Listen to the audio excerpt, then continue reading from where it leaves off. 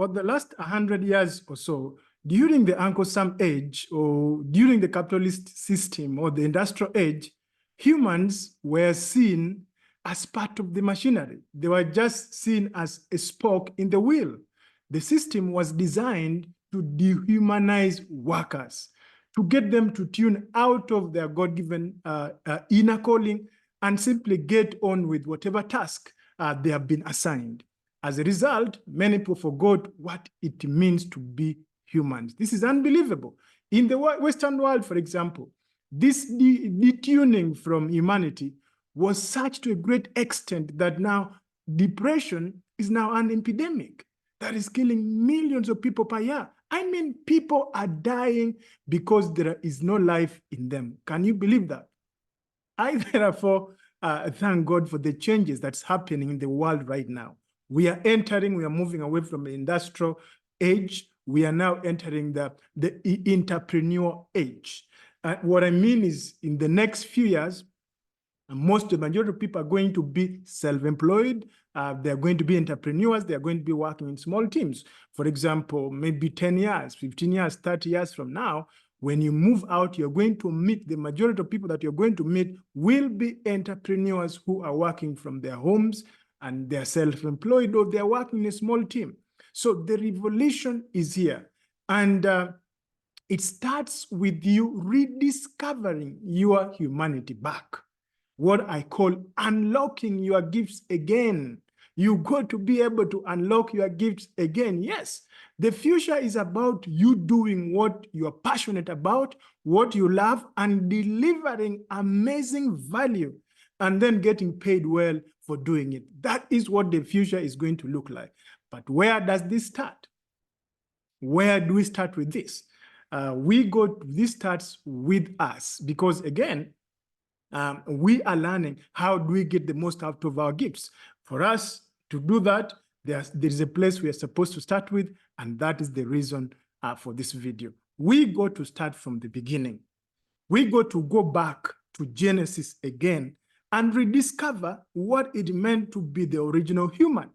Because Genesis clearly tells us that the intent of God creating humans is to have dominion over the earth. The Bible says in Genesis 1:26, let us make man in our own image and let him have dominion. So we are created for dominion.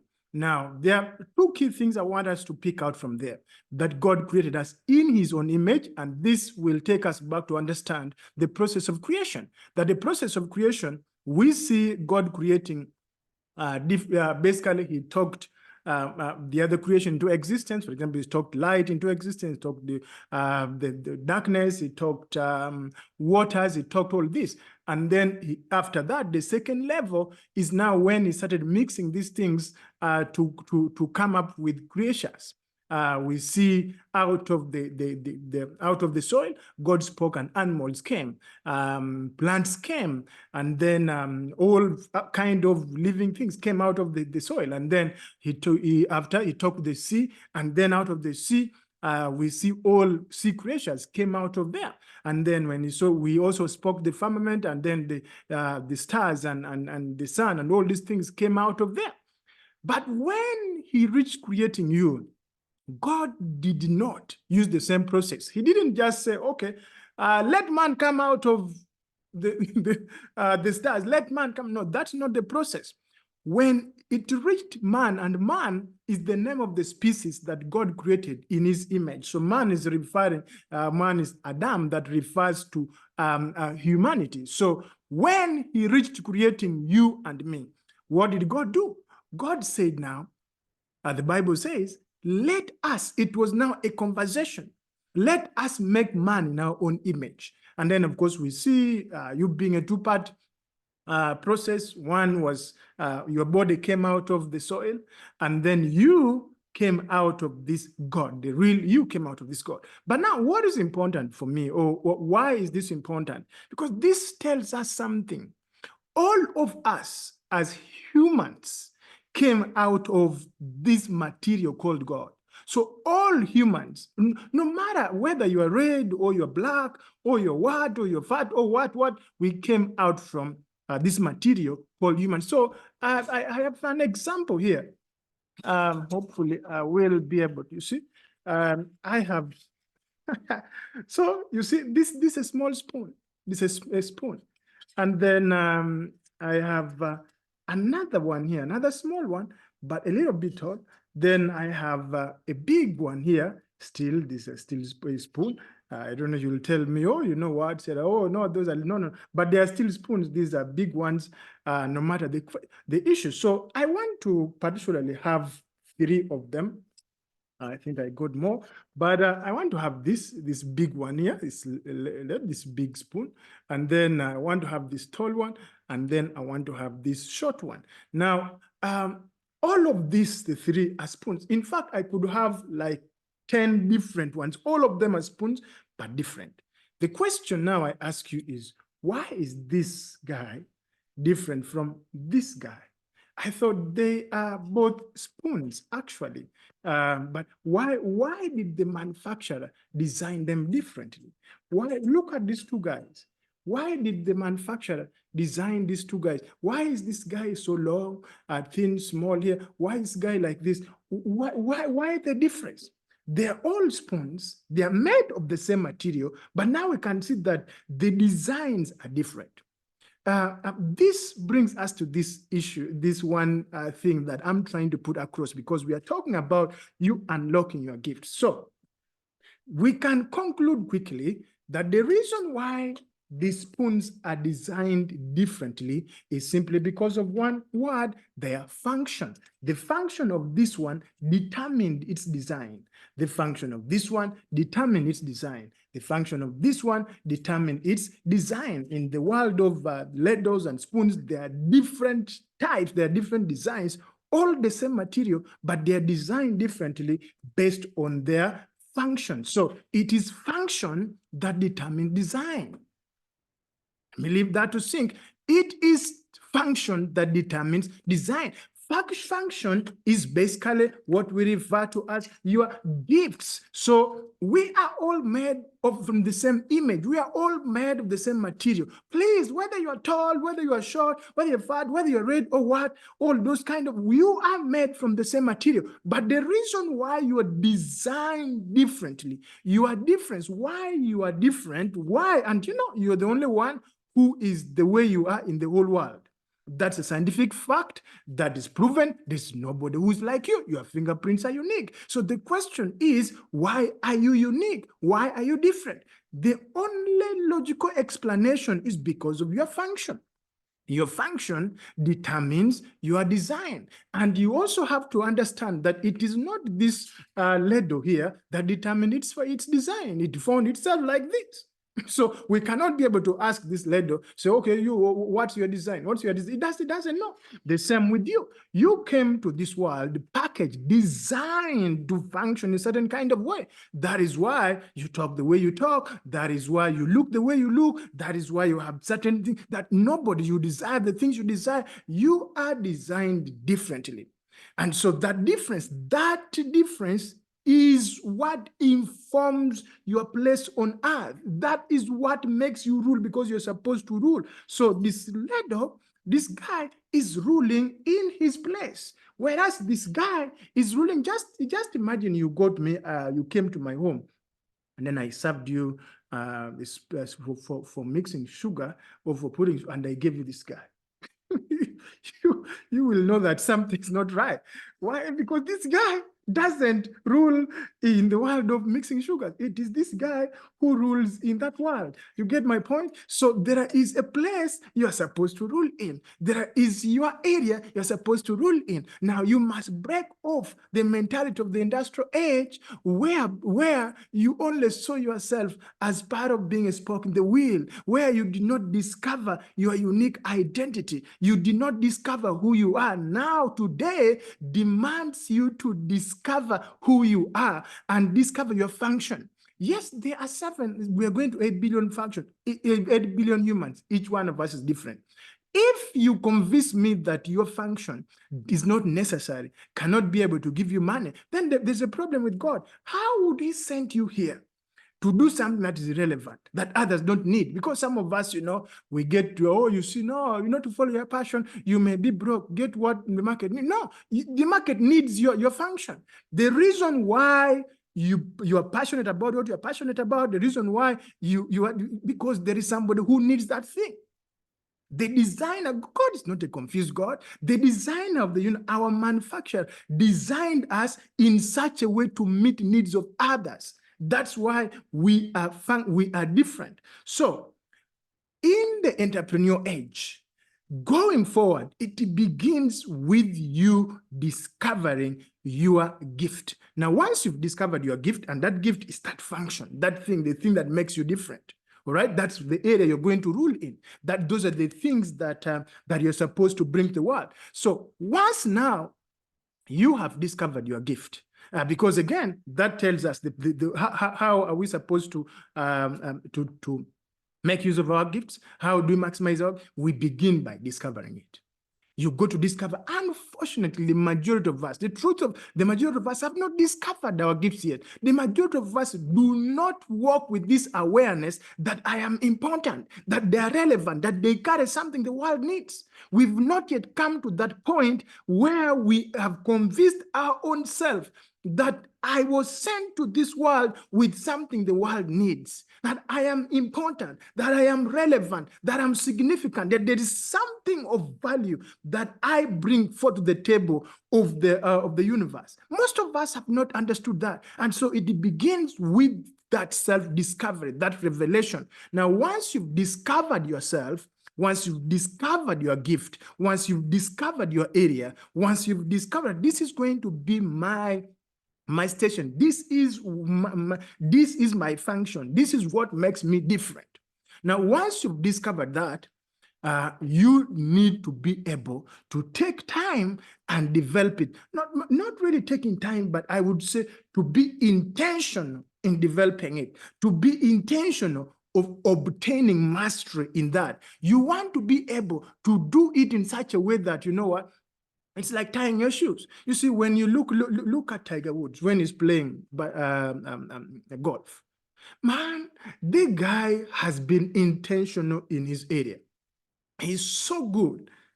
He's so good that you can't deny him. He has mastered it. Look at people like Michael Jordan when they're playing basketball. The guy mastered it. He made this thing that's so hard. He made it so simple. Why? Because he was very intentional about it. Whether it is this boxer, is it Michael Tyson, but all of those guys, they mastered their thing. Whether it is these musicians or is it Steve Jobs, when Steve Jobs shows up, man, you can see that he has mastered this area. He has mastered these things. So after you discovering, you now need to be intentional. That intentional means you begin to add value. You begin to engage in self-education. Let's forget about those days where you are moving around with a paper from a university that now thinking the world is supposed to open doors for you. No, that's useless. That is useless, because that paper you're moving with, what the value that it helps another humanity. Another human, I mean. So after you've discovered your area, after you've discovered, because discovery will show you that, okay, this is my function, and these are the people I'm supposed to serve. So you begin to add value in yourself, add so much value that you master your game so much that you're not denied. That your people, when you show up, your people are going to say, thank God you prepared. We've been waiting for you. It's like Moses. Moses was I discovered early enough in his life from his passions for the people. And remember, he grew up in the palace. I believe he was not told he was an Israelite. He was raised up as a palace in the palace in Egypt, and so he was raised up as a prince. But then, because of his desire, because of his desire for the children of Israel. Remember, it caused him problem because he ended up even killing. He killed an Egyptian again, and then he ran away. But you see, that desire was in Moses. So Moses knew, he somehow knew that, he had something to do with these people that were being mistreated, but, he loved them so much. So the same thing with you. Once you've identified your area, be intentional, begin to add value. You see, Moses took the thing and he even killed another person. Of course, he thought the thing was going to be hidden, but it wasn't hidden. So be intentional. Be intentional about your thing. And to be intentional simply means add value to yourself with the intention of mastering your game. You want to do that thing. You want to master it so that you can do it unconsciously, so that you do not even need to think about it when you're doing it. It just comes out of you naturally. At that place now, you've mastered it. So once you've mastered it, or in this process, you must then begin, which is the third thing you're supposed to do if we are to take advantage of our gifts and be able to be relevant in our new age, is that you need to begin thinking, how do I convert this to products?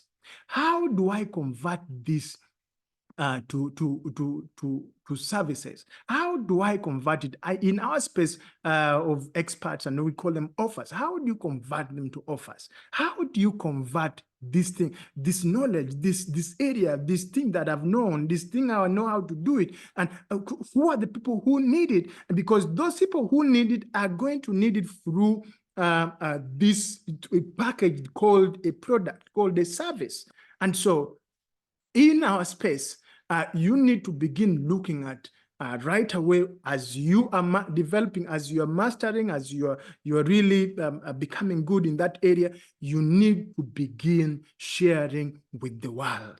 You need to turn the camera on and begin to share with the man. I call it the Solomon Challenge. You see, once Solomon discovered his space and discovered this area, Solomon didn't sit down. Solomon went ahead and created 1,005 songs. He wrote 1,005 songs. But that's not enough. Solomon went ahead and wrote 3,000 proverbs. 3,000 proverbs.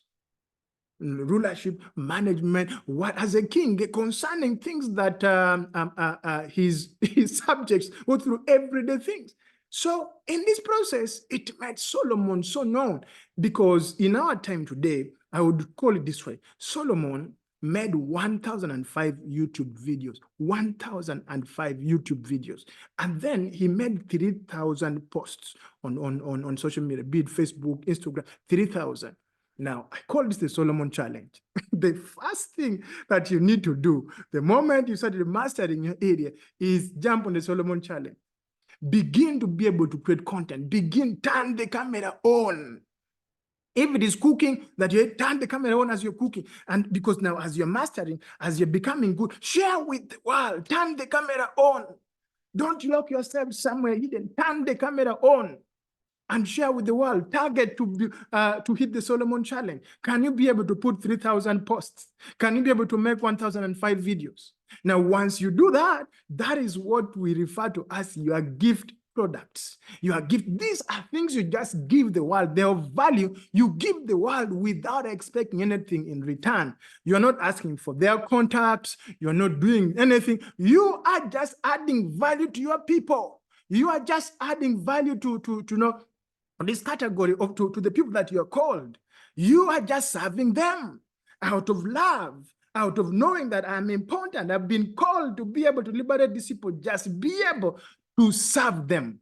So once now you are now on that, of course, then you can develop other free things, other good things that you can develop and just give out for free. Just give out for free.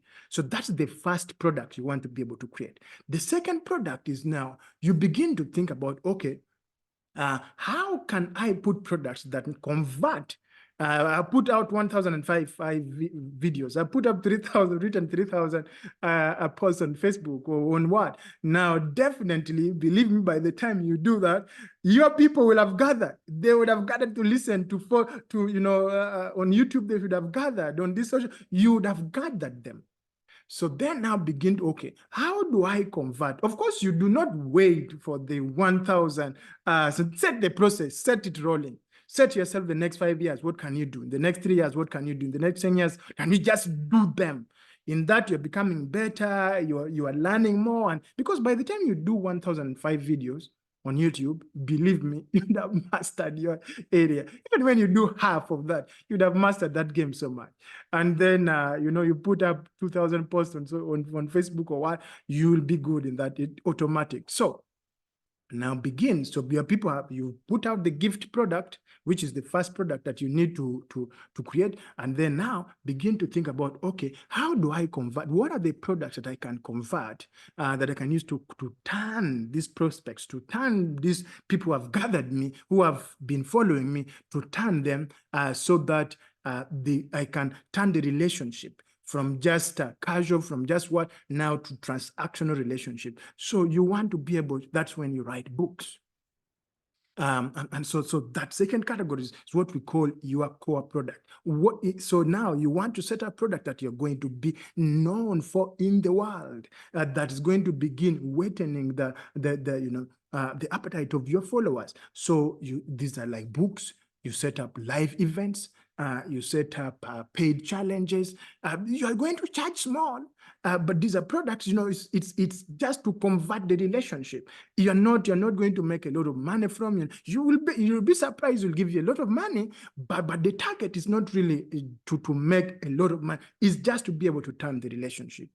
Now, once you have set up those kind of products, then the third product you want to do are now profit generating products. Those are they are called premium products. This is where you're now charging. A premium product goes from $2,000 above.